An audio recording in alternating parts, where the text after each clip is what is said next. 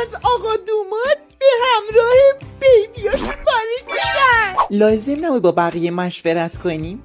چیزی که روشنه اینه که ما با همدیگه ازدواج میکنیم، به کسی هم هیچ ربطی نداره.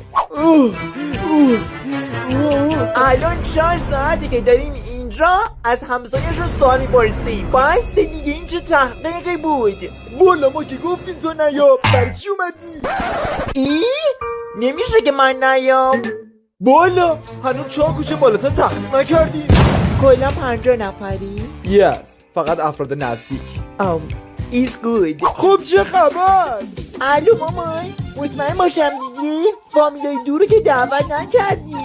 اوه مادر جان کشته. ای خدا مامان، تو از آخرم کار خودتو کردی؟ حالا برو. چیه مگه؟ آخه من اونا رو حتی یک بارم ندیدم. عروس شدن منو دعوت نکردم، با بابام دعوت کردم، بعد اونا رو دعوت کنم؟ اوه راستی به شاهین خانم نگفتی؟ زود بهش رو زنگ بزنی ازش رو مدد خواهی کنیم بگیم بیام. دومات که از خوده. بابا حالا بیزار راحت باشه، یه شبه. عزیزم شام تو خوردی؟ بریم. Let's go.